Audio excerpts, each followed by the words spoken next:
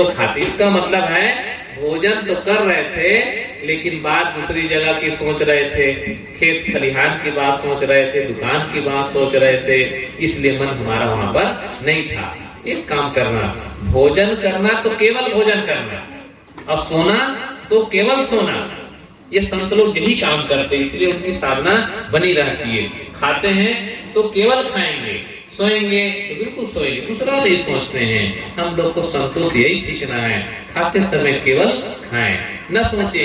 TV चालू करके कोई खाना नहीं खाना, कोई भोजन टीवी चालू करते करते नहीं खाना, क्योंकि टीवी चालू कर दिए तो वहां जो गरम गरम परोसता है ना, वो भी सीधे सीधे कान में काम के द्वारा खा रहे हैं, तो जो भोजन कर रहे हैं उसका रस नहीं मिलेगा, उसका स्वाद नहीं मिलेगा। क्यों नहीं मिलेगा? क्योंकि कान के द्वारा गरम गरम चीज खा रहे हैं। और माता बहनों से निवेदन है, हमारी प्यारी प्यारी माता बहनें बहुत अच्छी हैं, लेकिन ये लोग थोड़ा थोड़ा गड़बड़ करती हैं। क्या गड़बड़ करती हैं? अपने पतियों को भोजन कराती हैं तो प्रेम से बढ़िया दाल भात रोटी सब्जी दही अचार सब देंगी और बगल में बैठ करके पंखा भी हिलाते हैं। आजकल पंखा वाला बंद हो गया है, वो फैन चला देते बिजली वाला, लेकिन पहले जमाने में पंखा चलाते थे। अब पंखा चलाते चलाते कहते हैं कि वो छोटी का फोन आया था, तो क्या आया था फोन? उनके कपड़े नहीं है तो कपड़े उनके लिए भेजना है। देखो भोजन करा क्या परोस रहे हैं, वो छोटी की बात को लेकर के वो कपड़ा नहीं है, तो मम्मी की दवाई नहीं है, तो घर से फोन आया है कि उसके फीस नहीं भरा है अभी छुटकी का, तो कम से कम भोजन तो करा लो। भोजन के समय कुछ ना परोसो, केवल भोजन प्रेम से कराओ, और जो प्रेम से भोजन कराता है उसका मन तृप्त होता है। और कबीर साहब ने यही सब बात बताई। कबीर साहब आज से 600 साल पुराने संत हैं। 1398 में सदगुरु कबीर साहब का प्राकट्य माना जाता है। आज कितना चल रहा है? 2022।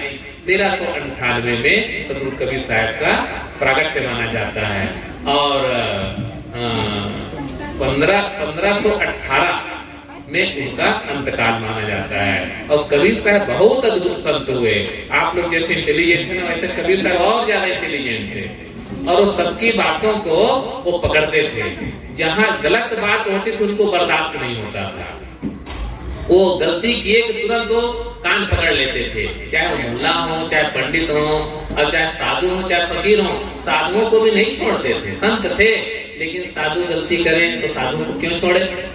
साधु भी कोई भी चाहे तो गलती न करे। कबीर साहब चाहते थे कि हमारा समाज बहुत अच्छा हो, ऐसा चाहते थे। कोई माँ चाहती क्या कि मेरा बेटा बेटी गड़बड़ हो? कोई नहीं चाहते हैं। कोई पिता चाहता है क्या कि मेरा बेटा गड़बड़ हो? कोई नहीं चाहते। ऐसे ही कबीर साहब सबको अच्छा बनाना चाहते थे, चाहे हिंदू हो, चाहे मुसलमान हो, चाहे साधु हो, चाहे गृहस्थ हो, सबको अच्छा देखना चाहते थे। तो कबीर साहब ने एक बात जो कही, अगर उसको अपना ले तो आदमी अच्छा नहीं बहुत बहुत अच्छा बन सकता है। गुड बेटर बेस्ट, है ना? गुड नहीं, बेटर नहीं, क्या बेस्ट बनाना चाहते थे। कैसे बनेंगे ये? कबीर साहब ने एक ही बात कही, ढाई आखर प्रेम का पढ़े सो पंडित होए, और सब बातें छोड़ दो, एक ही बात पढ़ लो कि कबीर साहब सबको प्रेम का पाठ पढ़ाते थे। और कबीर साहब ने तो कहा है, प्रेम पाठ का चोलना पहिल कबीरू नाच, पानिक दीन हो सांच को, पानिक दीन हो ताश को, जो तनमन बोले सांच। साहब ने प्रेम का कपड़ा पहन करके नाचने को कहा। नाचने का मतलब वो डिस्को डांस नहीं है कि कपड़ा कोई प्रेम का कपड़ा होता है वो पहन लिया जाए और उससे नाचा जाए तो हमारा जीवन अच्छा हो जाएगा। प्रेम का कोई बाहरी के कपड़ा नहीं होता है, बाहरी कपड़ा नहीं, मतलब प्रेम का आचरण करो। हम लोग शिकायत करते हैं कि भाई हमको प्रेम नहीं देता है, मम्मी मेरे को प्रेम नहीं देती है, पिता मेरे को प्रेम नहीं देते हैं, पड़ोस के लोग मेरे को प्रेम नहीं देते हैं। हम लोग मांगते हैं प्रेम के, भूखड़ है, भूखड़, भूख मर रहे हैं प्रेम के मारे, प्रेम नहीं मिल रहा है। प्रेम पाने की चीज नहीं है, आप दो तो अपने आप आपको प्रेम मिलेगा। प्रेम आप देना तो सीखें, हम लोग लेना सीखते, लेना, लाओ लाओ ला ला, लाने वाला जो मांगता है उसका नाम हो गया है लाला। एक लाला जी की कथा सुना दूं। एक लाला जी थे, तो उनका दिमाग तो धन में था, पैसा कैसे पैसा मिले। तो रास्ता चलते चलते एक छोटा सा कुआं जैसा था, अंधा कुआं, मतलब ज्यादा गहरा नहीं था। वो उधर ध्यान नहीं दिए, आराम से कुआं में गिर गए। माता जी बाद में कर लेना बंदगी, है ना, तो डिस्टर्ब न करो, इतना कीमती समय है और इतने लोग आए हुए हैं, बाद में कर लेना, कोई भी अब नहीं आवे। तो लाला जी छोटा कुआं था उसमें गिर गए। अब हल्ला हुआ, लाला जी कुआं में गिर गए, लाला जी कुआं में गिर गए। लोग इकट्ठा हुए, तो थोड़ा गहरा था। एक ने कहा लाला जी देव, हाथ देव, हाथ देव, तो पकड़ करके खींच ले, नजदीक था तो हाथ न दे लाला जी। कई लोग कहे अरे लाला जी हाथ दो तो पकड़ के खींच ले, तो न दे हाथ। इतने में दूसरा लाला आ गया, तो कहा क्या बात है, ये कहे हाथ देता नहीं कि निकले। अरे क्या हटो, तुम लोग नहीं जानते हो, क्या ले हाथ लो। लोग कहे तुरंत पकड़ लिया था कि खींच लिए। मतलब लाला लेना जानता है, देना नहीं जानता। हम लोग भी लाला हो गए, प्रेम लाओ, प्रेम लाओ, प्रेम लाओ। प्रेम लाने से नहीं, आप लुटाओ प्रेम। प्रेम आप दोगे तो अपने आप आपको प्रेम मिलेगा। जो आप दूसरे को सम्मान दो तो आपको भी सम्मान मिलेगा। हम लोग दूसरे को सम्मान नहीं देते हैं, दूसरे का नाम लेकर के पुकारते हैं, उसको भैया कह दो, दीदी कह दो, दादा कह दो। और साहब कहते ना, अंधे को अंधा मत कहना। अंधे को क्या कहना, सूरदास जी कहना। और क्या कहना, एक शब्द और है, क्या कह सकते हैं अंधे को, प्रज्ञा चक्षु। बहुत उत्कृष्ट शब्द है, प्रज्ञा चक्षु। उसको कह दो कि प्रज्ञा चक्षु दादा इधर आइए, कितना उसका सम्मान हो गया। ऐसे किसी को दीदी कह दो, किसी को ताई कह दो, किसी को चाची कह दो, तो कितना सम्मान होता है। दूसरे को सम्मान दो तो अपने आप सम्मान मिलता है। ये प्रकृति का नियम है। चाहे मैं कहूँ, चाहे आप कहें, चाहे कबीर साहब कहें। कबीर साहब ने तो साथी कही है, बोया पेड़ बबूल का आम कहाँ से खाए, कबीर कमाई आपने निष्फल कभी न जाए। अब बोया पेड़ बबूल का आम कहाँ से खाए।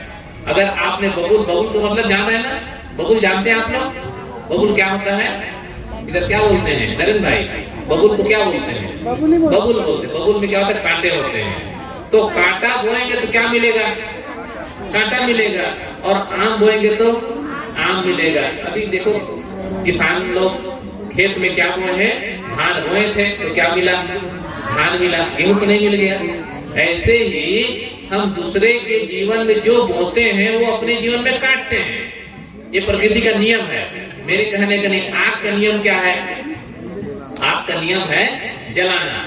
छोटा बच्चा छुएगा तो आग से जल जाएगा और बड़ा छुएगा तो जल जाएगा। और पानी का नियम क्या है, ठंडा देना, बुझाना।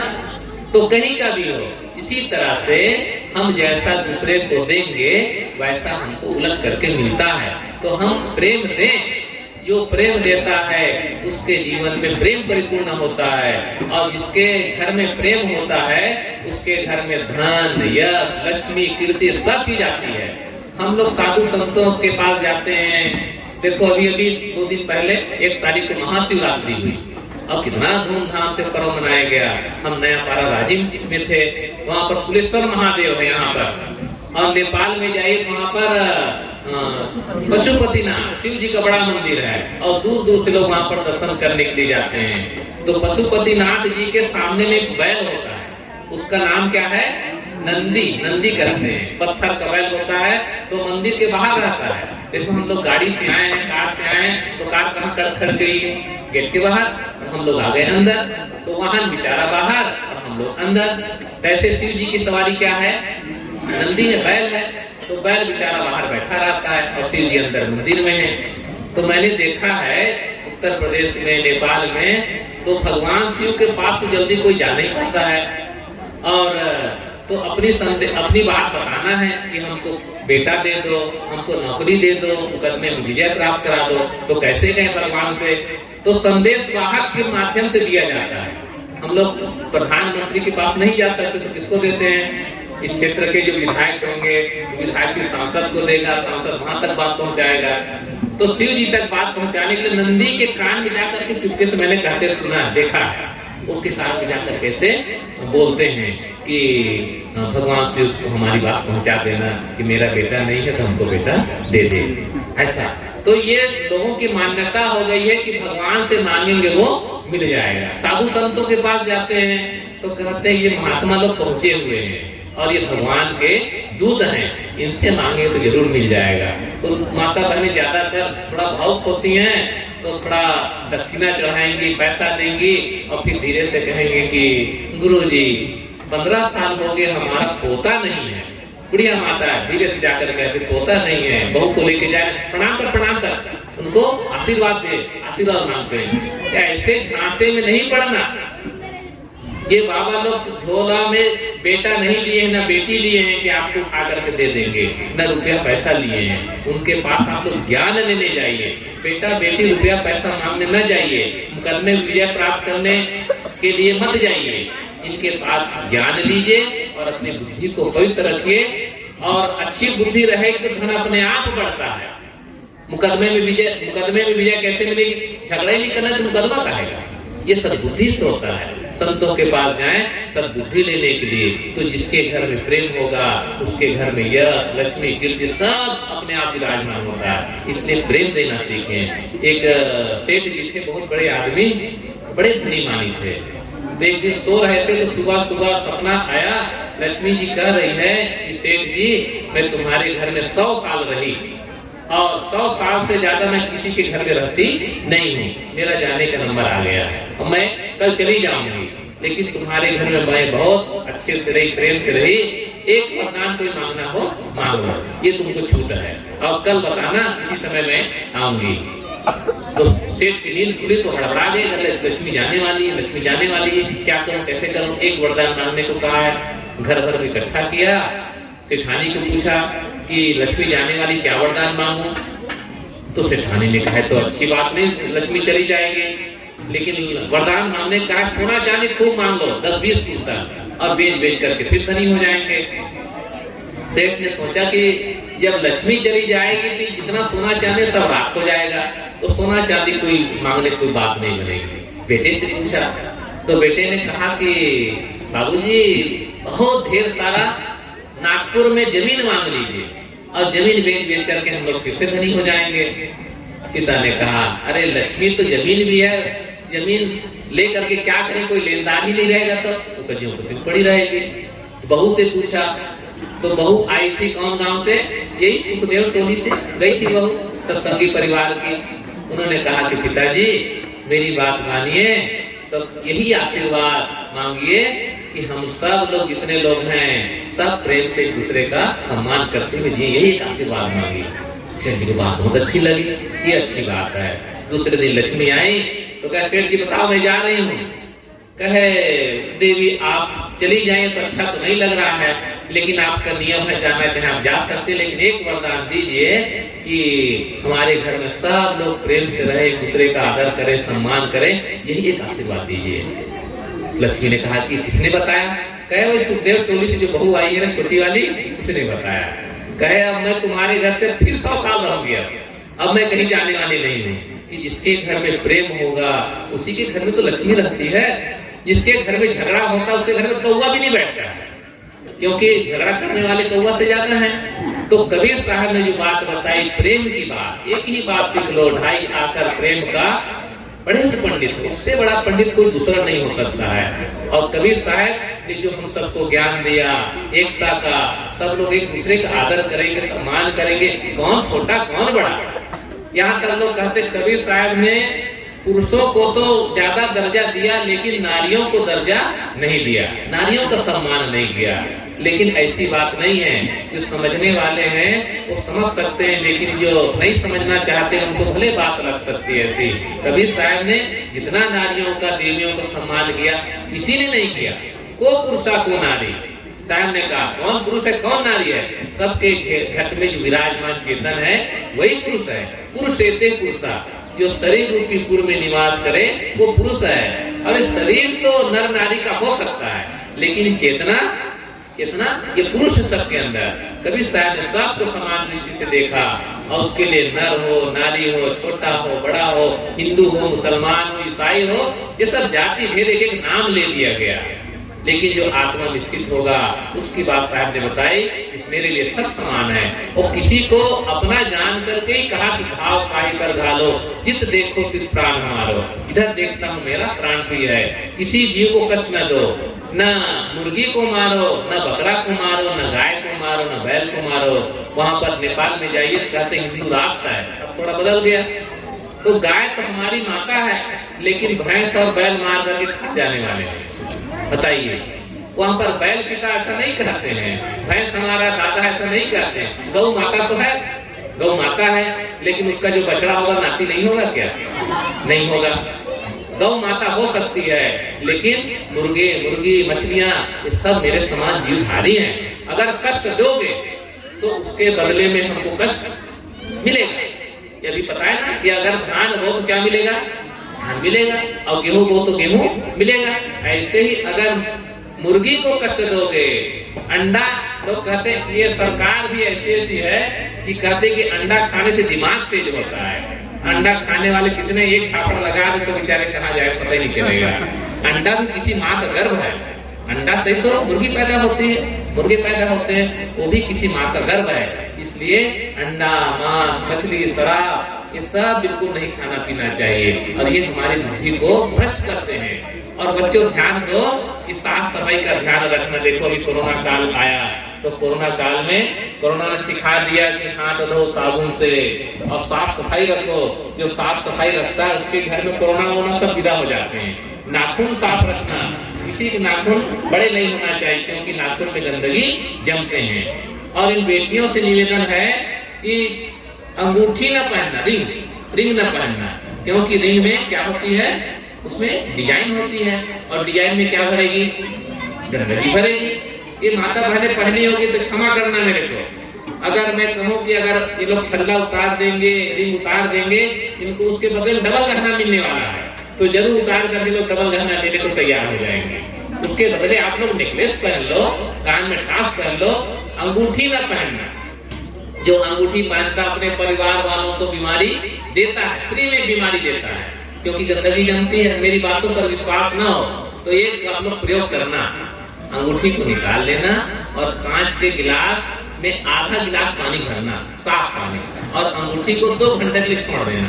2 घंटे बाद देखना, थोड़ा पानी वैसे हिला देना, तो क्या तैरता नजर आएगा आपको तो पता चल जाएगा। मैल घूमता हुआ नजर आएगा, और उसी पानी को पिएंगे तो क्या जाएगा? गंदगी जाएगी, और वो बीमारी का घर है। इसलिए अंगूठी न पहनना।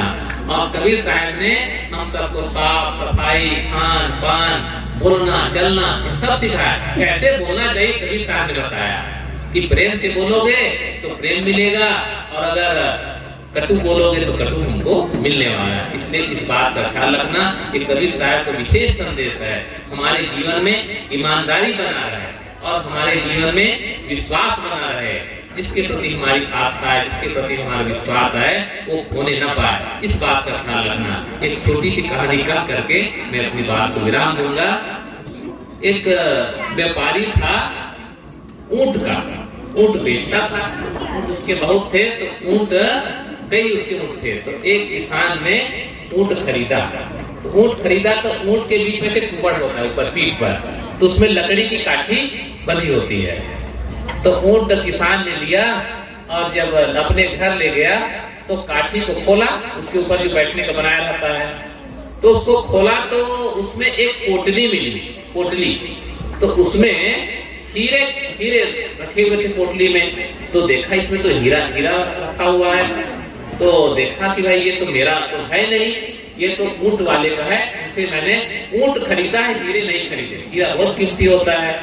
तो हीरे को लेकर के उस ऊंट वाले के पास गया और कहा कि भाई साहब ये हीरे आप ले लीजिए, आप ये ऊंट में से मिला है, जहाँ पर कुबड़ निकला उसमें। वो तो बहुत आश्चर्य हुआ कि सचमुच मेरे हीरे तो चले गए थे, लेकिन बहुत खुश हुआ कि मेरे हीरे मेरे को वापस मिल गए। बहुत बहुत उसको धन्यवाद दिया कि आप इस जमाने में भी कितने ईमानदार हैं, जो मेरे हीरे को लौटा दिया। बहुत खुश हुआ और उसमें से 2 हीरे निकाल करके उनको देने लगा कि आप ये हीरे ले लीजिए, मैं आपको देता हूँ।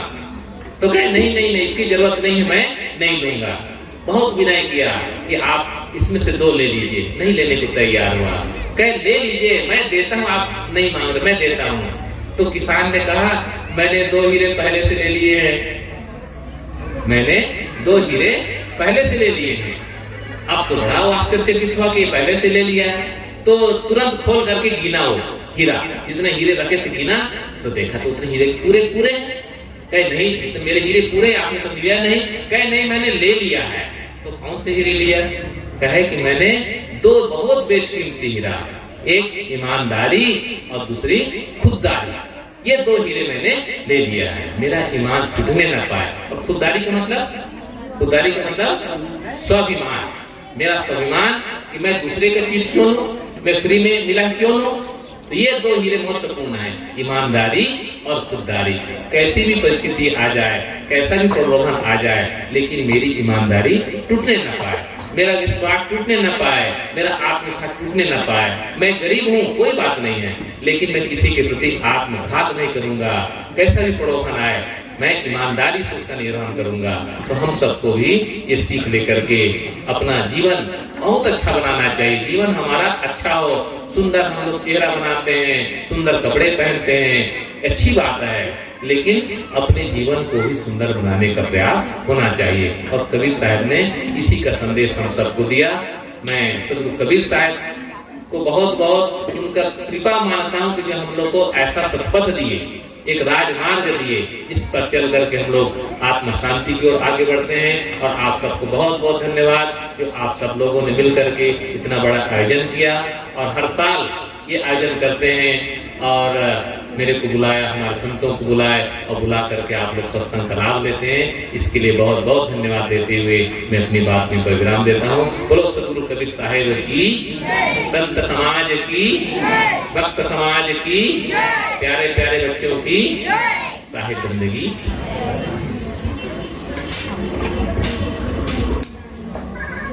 बहुत बहुत साधुवाद साहब जी, आपके इस आशीर्वचनों से हमें जरूर प्रेरणा मिलेगी और हम कोशिश करेंगे कि जीवन में अपनी यात्रा जो है सदगुरु कबीर साहब के विचारों पर चलने की कोशिश हमारी 100% रहेगी।